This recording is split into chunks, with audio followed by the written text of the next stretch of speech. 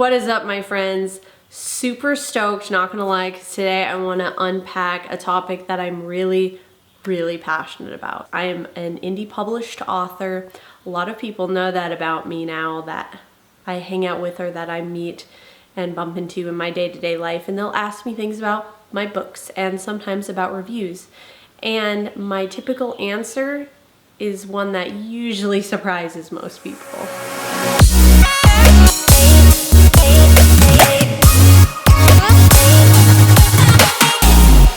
I've been published for a while now, which means that I have books that are online and they're published and people are buying them and reading them, and a lot of times after they finish them decide that they're then going to go to Amazon or go to Goodreads or go to Barnes & Noble or wherever you can leave reviews on books, and they're going to write a quick thing talking, or maybe a really long thing talking about what their opinion of the book was. First off, let me get this out of the way. I cannot tell you how much I appreciate reviews, how much I appreciate ratings, and how much they mean to indie authors. This video is not to talk about why indie authors need reviews and why they're important. This is to talk about why, if you are an indie author or a creator of any kind, you should not be reading reviews on your book or project. What?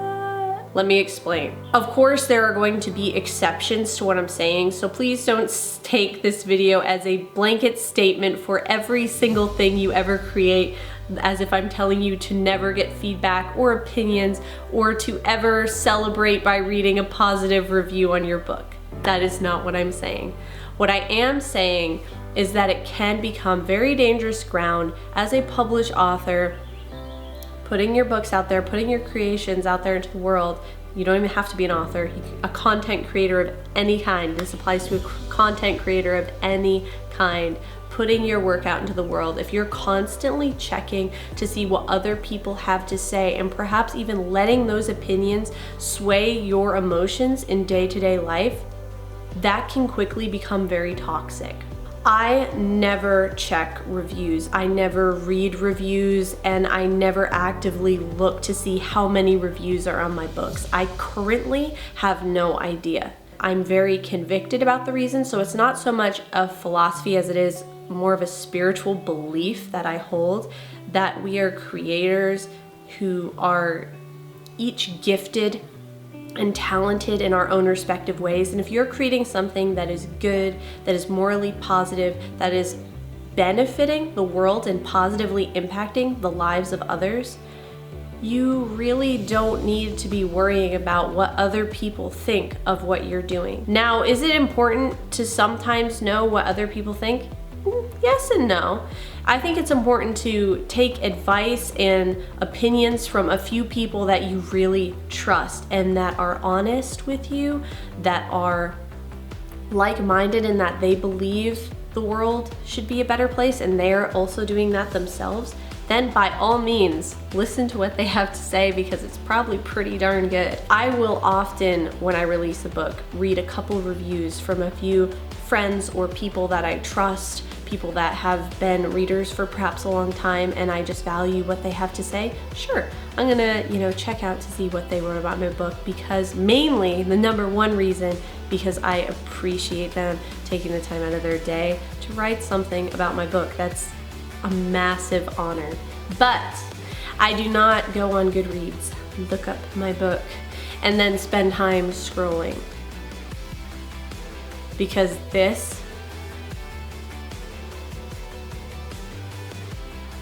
can often become an unhealthy habit. If you are writing something that you feel convicted about, I'm gonna use writers as an example, but if you're a creator, a content creator of another kind, just fill in the blank with whatever you do.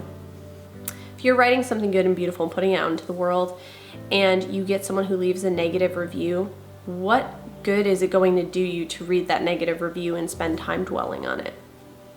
It's probably not going to do a lot of good for you. If anything, it's going to kind of pull you down and dampen your spirits and make you second guess your writing or what you're doing. And the thing is it should not. It should not. If it's something you feel convicted about and you know you're putting out something good, you're putting your best foot forward and you're doing something to help make this world a better place, hey, you're doing a lot. You're doing something to be proud of, and you don't need to constantly have the affirmation of someone else to keep doing that. it can really help build your own confidence in yourself to not read reviews and to not seek on a regular basis approval from someone else. Get used to kind of backing away from the external approval and listening to your heart. When you write something, when you produce something, get quiet with yourself and think, is this what I want to say? Is this what I want to share with the world? Is this what I want to share with the single mom who's having a really rough time, or someone who's depressed, who's going through something maybe really hard? Is this what I want to share with the kid who's growing up and is learning all sorts of new things about the world and navigating their way through life and learning? Is this what I want to say to them? Is this what I want to say to someone who feels lost or lonely? You have to ask yourself, is this going to make them inspired? Is this going to make the world a better place, a more inspired place? Is this going to go forth and do something good? And if the answer to that in your heart, if you're like, yes, it is for sure, I know that what I'm doing is something that's going to help improve someone's life or maybe uplift them, maybe just make them smile, then awesome. And you don't need to have someone's approval for that. I look at it this way. Someone leaves a negative review on your book, okay. If someone leaves a positive review on your book, okay. In either case, spending time reading reviews actively can often leave you with a lot of extra baggage and thoughts and things to carry around about what you're making, rather than just your own ideas, your own pure, raw inspiration that's flowing out of you. You might, even if someone leaves, let's say they left a really good comment on your book, really good review, and said something like, oh, I love this trait in the character, in one of your main characters. I hope all the rest of your books have a character just like that. Now you might have this little bit of pressure in the back of your mind when you go to write your next book that's like, oh, everyone seemed to really like that character from the other book. Maybe I should try to just like make him a little bit more like my main character from that last book because everyone really liked it. I really want to kind of try something new, but what if they don't really like that? They really like that. And it creates all this conflict when you could have just been like not even known about everyone else's opinions. Everyone's going to have a different opinion. Everybody. I've had people who have read The Blood Race and they'll be like, oh my gosh, I fell in love with Ion from page 1. He was absolutely just someone I really connected with and he was really fun. I've had other people who comment, leave a review or whatever, and be like, I really loved everyone in this book except Ion kind of annoyed me at the beginning there. Everybody has a different opinion. It's not right or wrong. It just is what it is. And you don't need to constantly cloud your mind with other people's opinion about your characters, about your book, about the way you write. Let's just sit back and take a deep breath and think about what we're actually feeling and what we're actually inspired to write. So am I saying never ever read a review? No indeed, I am not saying that. But I am saying if you're someone who's a writer, especially perhaps an indie author, if you're constantly checking to see what people have to say about your writing, maybe you should sit back and ask yourself, why do I do that? Am I becoming dependent on what other people say to make me happy or to make me feel a certain way?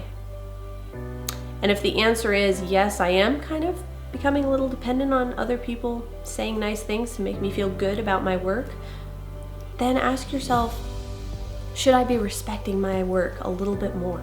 What can I do to show myself some approval from myself?